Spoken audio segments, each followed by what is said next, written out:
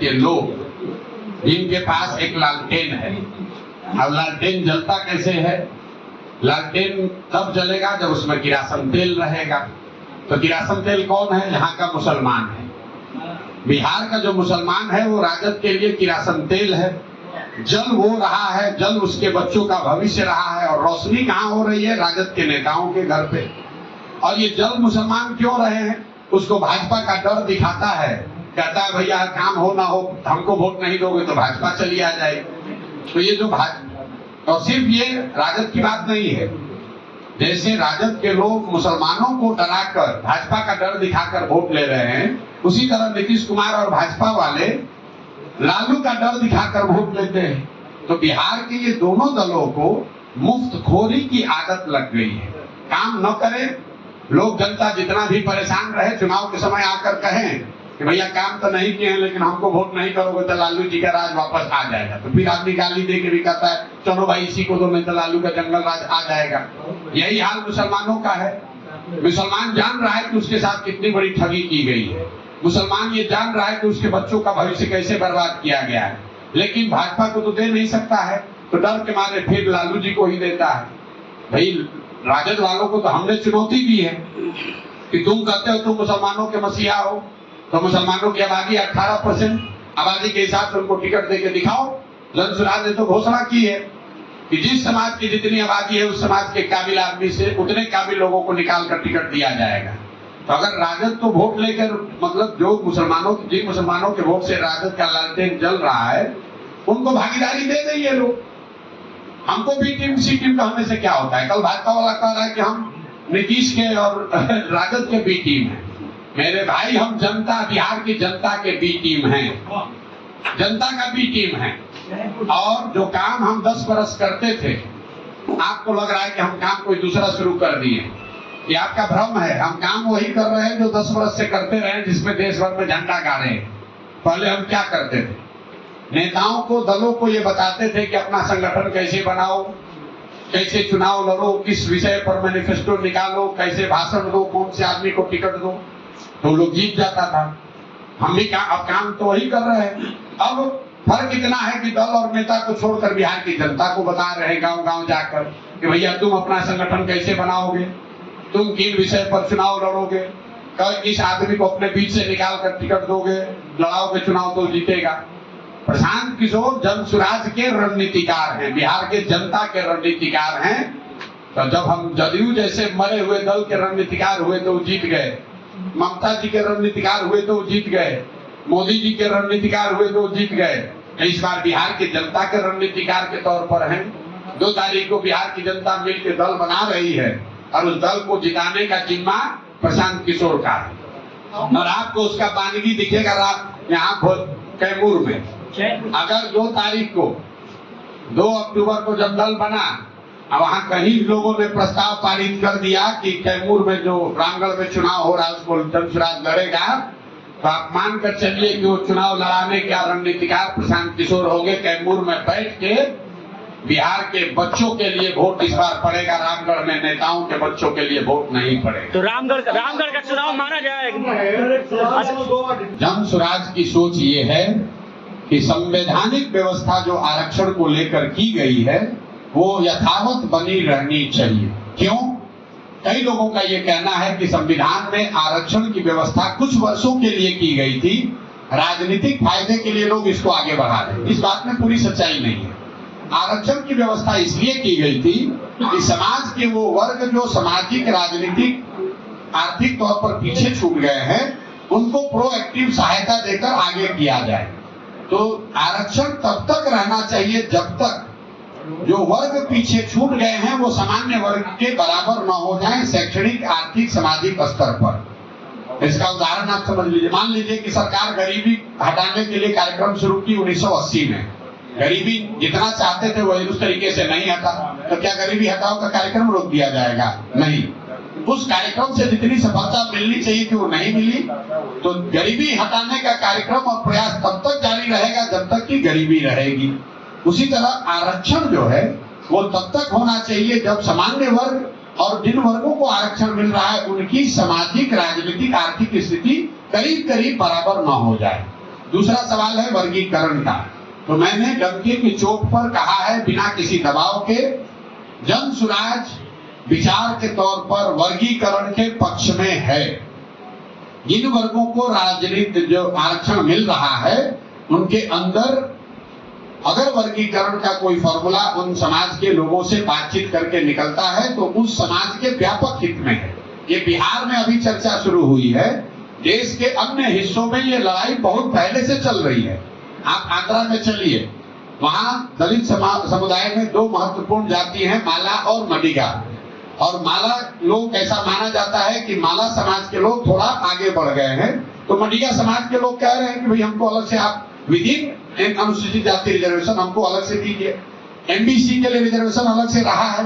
बिहार में कर्पूरी ठाकुर जी ने एनेक्सर 1 की व्यवस्था करी है, तो ये कोई नई बात नहीं है। यूपीए की सरकार में भी रोहिणी कमेटी जो बनाई गई थी वो वर्गीकरण के लिए बनाई गई थी, सब क्लासिफिकेशन विद इन रिजर्वेशन। उसके बाद 2018-19 में मोदी जी ने उस कमेटी को संवैधानिक दर्जा भी दिया।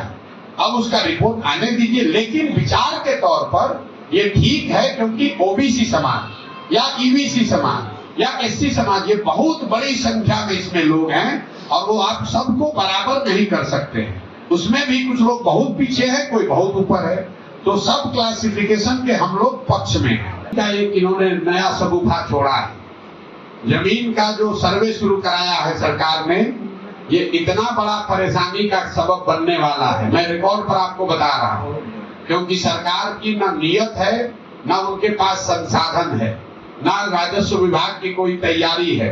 इन्होंने बोतल से जिन का पिटारा खोल दिया, सबको बता दिया आइए आपके जमीन का सर्वे होगा।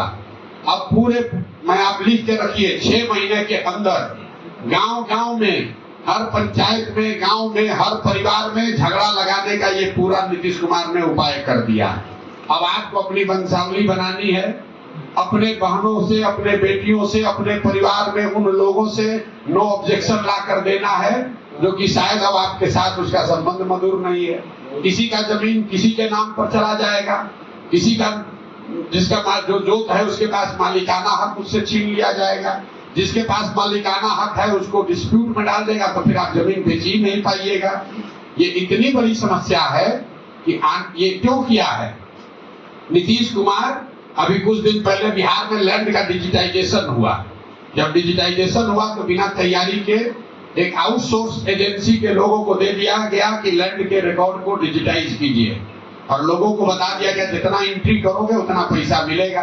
तो हड़बड़ी में रजिस्टर 2 का जो डिजिटाइजेशन हुआ, तो आपका जमीन दूसरे के नाम पर, भाई का जमीन भतीजा के नाम पर चढ़ गया, उससे पूरा नीचे कोहराम मचा। तो अब सरकार ने फिर आनंद फानंद में निर्णय लिया कि अब जमीन का सर्वे किया जाएगा, लेकिन सर्वे करने की कोई व्यवस्था, कोई सिस्टम बना नहीं है। अब लोग दिल्ली, बॉम्बे, बंगलोर से छोड़ कर आ रहे हैं, आप लोग सुन रहे होंगे, गांव में लोग बैठे हुए हैं, अधिकारी अब पूरा आपसे पैसा का दोहन करेगा। और इस पूरी कुव्यवस्था में अगर कोई परेशान होगा तो बिहार की जनता होगी। तो आप ये लिख कर रखिए, 6 महीना के अंदर, मार्च अप्रैल आते आते बिहार के समाज में सबसे बड़ी चर्चा और परेशानी का ये सबब बनने वाला है। जितने परिवार है सबसे पैसे का दोहन किया जाएगा, आपकी जमीन के मालिकाना हक को क्वेश्चन किया जाएगा। तो मेरा ये आपके माध्यम से सरकार को अपील भी है कि भाई अगर सर्वे करा रहे हो कराओ, लेकिन व्यवस्था फुल प्रूफ करके कीजिए, वरना लोगों की, गरीब लोगों की, सामान्य परिवार के लोगों की जो पुश्तों की जमीन है उसका सबका मालिकाना हक डिस्प्यूटेड हो जाएगा। और जो समस्या है जमीन की और जमीन से जुड़े विवादों की, उसमें एक्सपोनेंशियल उसमें वृद्धि होगी। अभी 1/3 जमीन में डिस्प्यूट है, जो नीतीश कुमार अभी कर रहे हैं, इससे 2/3 जमीन बिहार में डिस्प्यूटेड हो जाएगी। ये बात मैं आपके जरिए बताना चाहता था। लोगों को लूटते थे, डरते नहीं थे, उनको किसी का उन पर कंट्रोल नहीं था।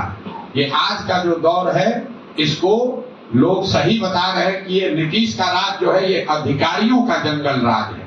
जैसे लालू जी के राज में अपराधी गन लगाकर लूटता था, नीतीश के राज में अधिकारी जो है वो कलम लगाकर लूट रहा है। लालू जी के राज में जो अपराध होता था, लूटपाट होती थी, वो रात में होता था। ये नीतीश के राज में अधिकारी दिन में ही भरे दोपहरी में लोगों को लूट रहे हैं। जैसे लालू जी के राज में अपराधी डरता नहीं था, कहता था जाओ जो करना है कर लेना, हम किसी से नहीं डरते हैं। वही हाल नीतीश के राज में अधिकारियों का है, आपसे घूस लेगा ही लेगा।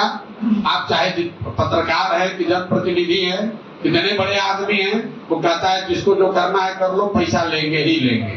तो ये जो नीतीश का राज है ये अधिकारियों का जंगल राज है। ये क्यों है?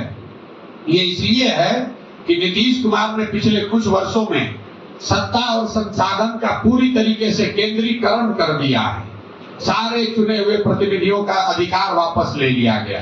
कोई आप मुखिया विधायक, मुखिया सरपंच का बात छोड़िए, विधायक मंत्री का भी कोई वैल्यू नहीं है, इवन अफसरों का कोई वैल्यू नहीं है। सरकार को चला कौन रहा है? सरकार को सिर्फ 5 लोग चला रहे हैं। वो 5 कौन लोग हैं?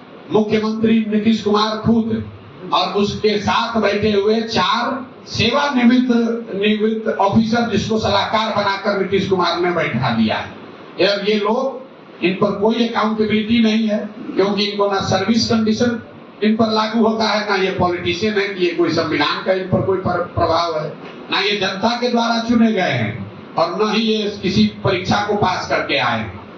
किसी जमाने में अफसर थे, अब नीतीश कुमार ने उनको सलाहकार बनाकर 5 लोगों को बैठा लिया है, और यही लोग 13 करोड़ बिहार के लोगों के भविष्य को तय कर रहे हैं, जो जिन पर कोई ऊपर से कंट्रोल नहीं है। जो इनका मन हुआ वही ये लोग करेंगे। दूसरा जो आपको मैंने बताया, जो सबसे ज्यादा शब्द सुना गया, वो है सरकारी विभागों में फैला हुआ भ्रष्टाचार। 5-7 साल पहले हम बिहार में नीतीश के साथ काम किए। बिहार में जो पेटी करप्शन है निचले स्तर पर, उस पर इतनी तेजी से बढ़ोतरी हुई है कि आज स्थिति ये है कि चाहे आपको जाति प्रमाण पत्र बनाना है कि मृत्यु प्रमाण पत्र, आपको राशन कार्ड लेना है या इंदिरा आवास लेना है, पासपोर्ट का वेरिफिकेशन कराना है या FIR कराना है, कोई ऐसा विभाग नहीं है जहां बिना पैसा दिए हुए आप काम करा सकते हैं। और लोग इससे इतना त्रस्त हैं कि जो आपको बता रहे हैं, जो 400 रुपया सरकार विधवा और वृद्धा पेंशन दे रही है, आप भ्रष्टाचार का आलम का अंदाजा लगाइए।